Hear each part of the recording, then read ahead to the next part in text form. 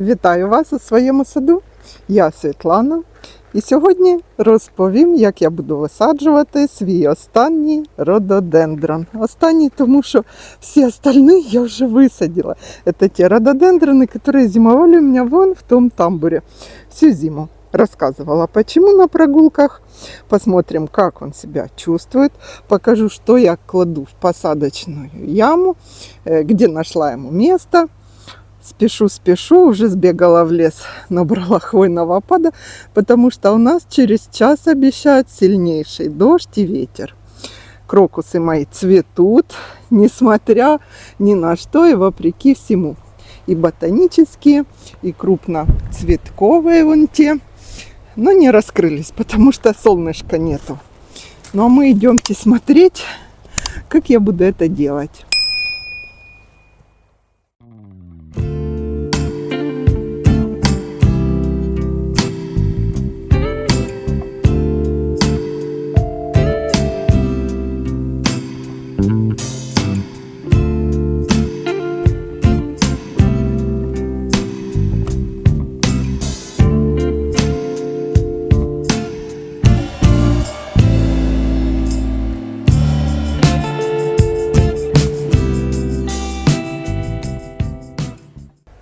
Высаживать свой рододендрон сорта Белами буду вот сюда, где в прошлые, позапрошлые года у меня росли пенисетум лисохвостый и Red Hat.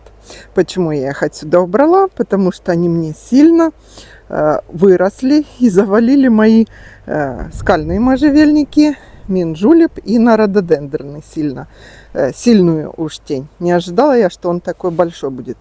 Поэтому с двух сторон, вот в этой аллее с рододендронами будет, и там уже посажен, расти два рододендрона. Дней 10 они у меня уже привыкали к условиям улицы. Те, которые я высаживала, я их просто вот так прикопала в яму. Сейчас я ее расширю лопатой и расскажу, что буду туда добавлять. А для начала хотела сказать, что место для рододендрона выбирайте защищенное от ветра какими-то другими растениями, если он где-то посреди большой клумбы растет. Растения не низкие, а желательно, чтобы со сторон, со всех от ветров зимних. Ну или тогда придется от ветра укрывать. У меня вот в этом году пострадал один рододендрон, я вам уже рассказывала. Он постепенно восстановился, но те листики, которые повреждены, я буду удалять. У нас тень от забора и будет прикрываться еще минджулепами, которые я буду формировать вверх высокими пирамидами. Про это я вам уже говорила. Достаточно такая посадка тут плотная, через 1,80 м рододендрон от рододендрона, и от забора 1,85 м, по-моему, я мерила. Тоже достаточно места ему будет. Ну, у рододендрона будут оголяться стволы, и он тоже будет как высокий кустарник такой подниматься вверх. Капельная трубка, видите, проложена обязательно. Что я приготовила? Я буду мешать кислый торф. Вот такой он фракции. Хвойный опад. И покажу вам из-под корней деревьев в лесу собрала микоризу. Микориза может быть естественного происхождения, а может уже высушенная в промышленных условиях, распакованная в пачке, если вам не удастся где-то в лесу ее найти и положить в посадочную яму. Для чего мы вообще эту микоризу используем и что это такое? Я вот тут долго искала в лесу, пока нашла. Вообще хвойные иголки вот такие вот совсем красивые, сухие. Это мы будем использовать для мульчирования. А в саму посадочную яму лучше добавлять вот такие вот уже перепревшие, такой хвойный компост. Для того, чтобы найти микоризу в лесу, вам придется поискать более взрослые растения хвойные.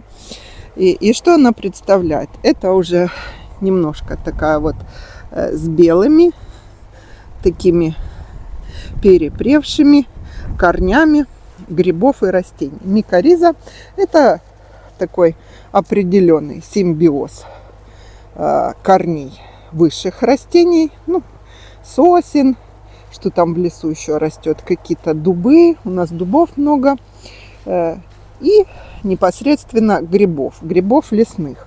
Микориза может быть и культурных грибов. Вешенки, шампиньоны, часто грибной компост используют, ну, на грядки привозят, да, мульчируют растения. Я в своих посадках и для гортензий, это я ищу, где же я эту микоризу, я прямо такой пласт тут где-то набрала. Сейчас придется все это мне снять и показать вам. Немножко такие беленькие, как корешки, уже грибов. Ну вот даже вот тут видно, видите, на коре на этой, как такое перепревшее. А, вот, смотрите, вот это вот уже настоящая микориза. Видите, тут уже как волосиночки такие пошли. Вот, хороший кусочек. Но я буду, когда высаживать, я прямо туда, в посадочную яму, вот такое положу. И перепревший компост хвойный. Для чего же эта микориза вообще нам нужна? Она дает растению возможность легче, быстрее и проще укорениться.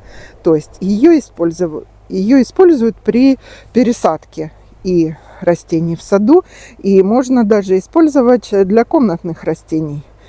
Улучшает грунт, улучшает всасывание питательных веществ у растений, легкая почва рыхлая, и вот эти вот такие структурные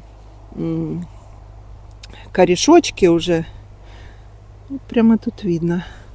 В общем, очень благоприятно влияют. Честно сказать, я об этом, конечно же, не сразу знала. Я просто знала, что надо хвойный компост в яму. И ходила, собирала иголки, всю такую из-под даже землю с перепревшими сосновыми иголками и в яму добавляла. Оказывается, я делала именно так, как надо. Вот и все. Больше я ничего, ни песка, ничего добавлять не буду. У нас грунт достаточно хороший по суглинке, по составу. Если у вас почвы более щелочные, придется большее количество кислого торфа добавлять, немножко нейтрального торфа, песка, опять же хвойных иголок. Можно, конечно, сверху замульчировать и корой сосновой, но хвойный опад лучше, он быстрее разлагается, быстрее подкисляет и закрывает почву. Так, ну я буду делать и уже по ходу вам рассказывать и показывать. У нас уже ветер начался.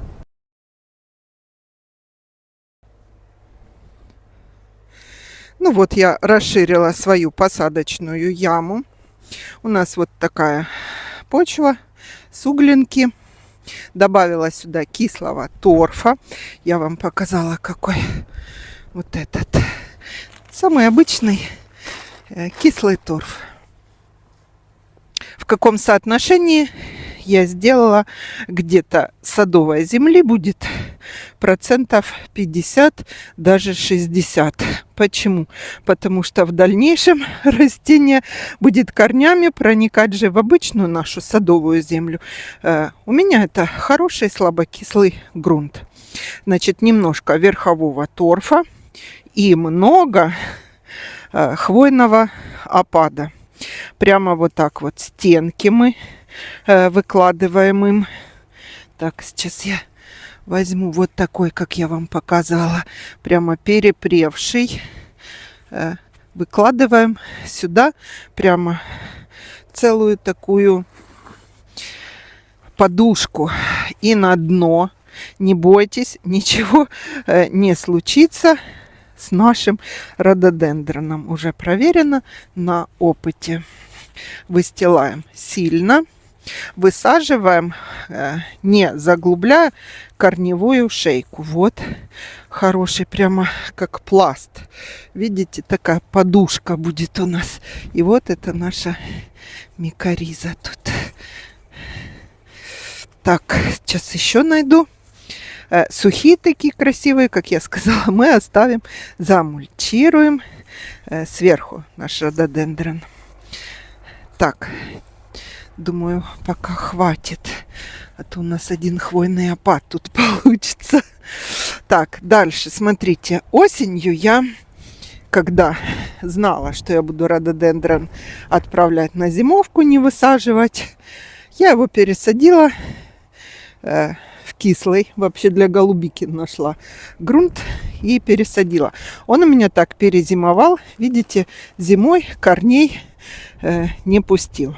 Сейчас мы немножко распотрошим наш вот этот сбитый ком. Вы видите, какие у него корни переплетенные. Не боимся. Можно такой, как деркой, грабельками какими-то. Тут полит, а там был сухой. Вот у него корешки. Вот у него корешки уже идут со всех сторон. Так, по корневую шейку. То есть не заглубляя. Вот тут. Ставим его в эту яму. С учетом того, чтобы он как бы был на пригорочке, когда мы его закопаем. Так, сейчас я и этот кислый торф для голубики частично тоже сюда положу, засыплю, чтобы вам было видно. Вот так покажу. Видите? Утрамбовываем. Те же иголки наши досыпаем, подсыпаем. И на этом этапе его можно сильно пролить. Когда он полупосаженный, полузакопанный. Вы видите, он немножко, вот так, если выше, чем уровень земли. Постепенно иголки будут проседать при поливе, при перегнивании и опускаться. И чтобы у нас не в яме он был, а все-таки в земле, в этом перегнившем хвойном компосте землей. Вот хороший, кислый. Это прямо кислый торф. И слоями буду так с углинок, кислый торф, хвойные эти иголочки. Прямо горочку такую сделала по уровень корневой шейки. Я это сейчас буду делать, а вы смотрите.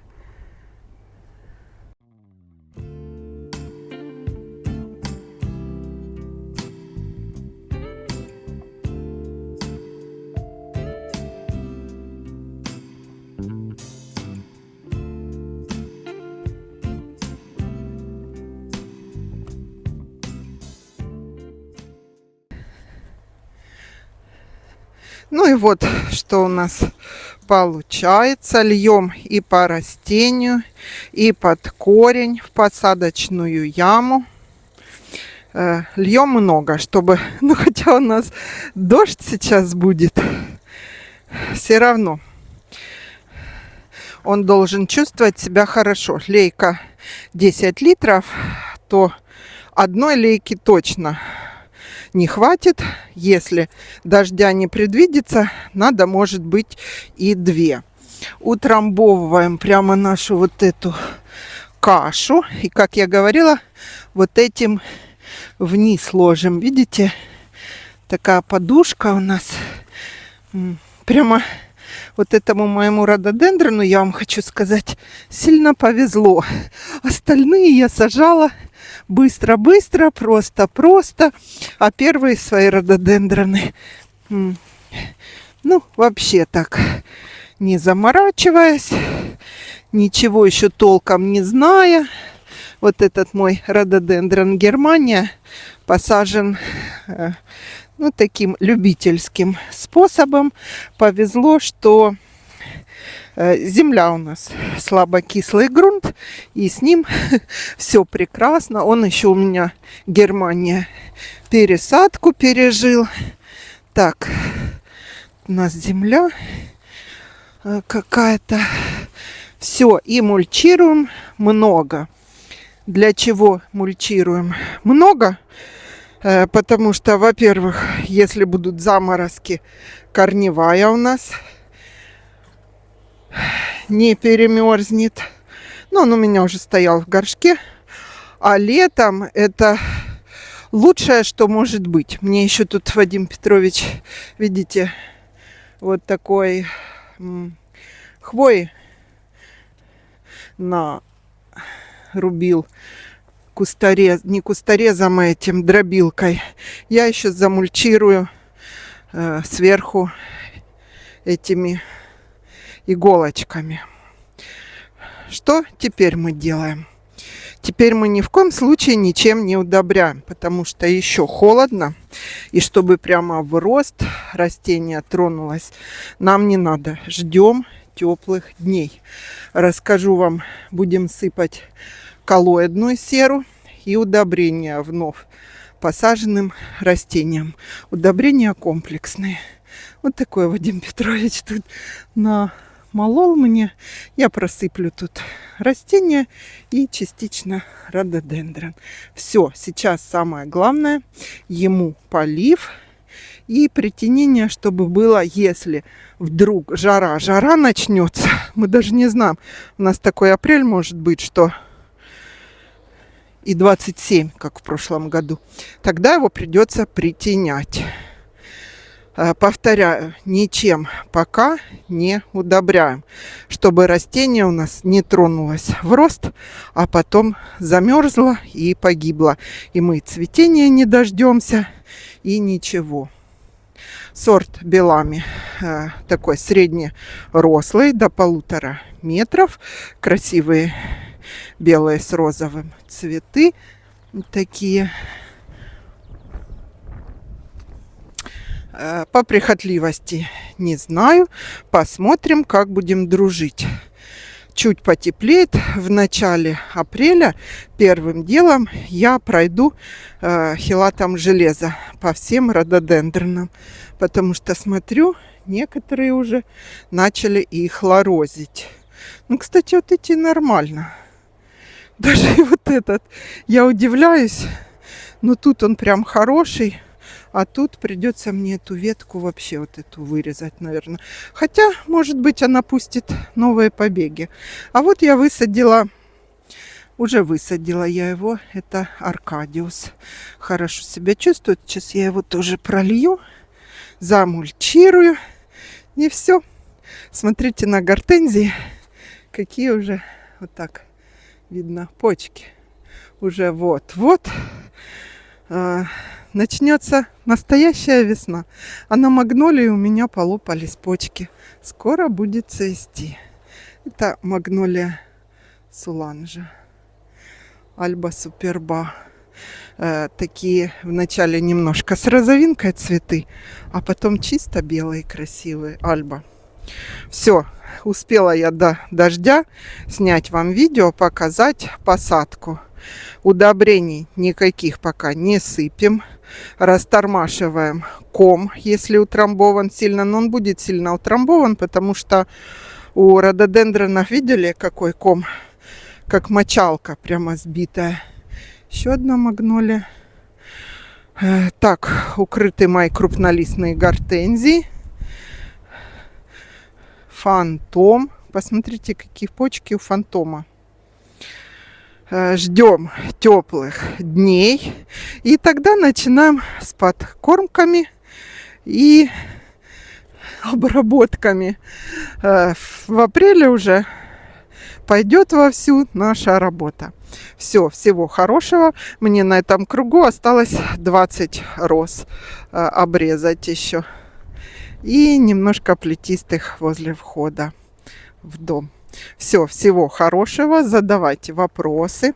По рододендронам ничего особо сложного нет, если не заморачиваться, что трудно с ними, что-то не нравится. Главное правильно посадить в правильную почву, создать полутень, ажурную тень.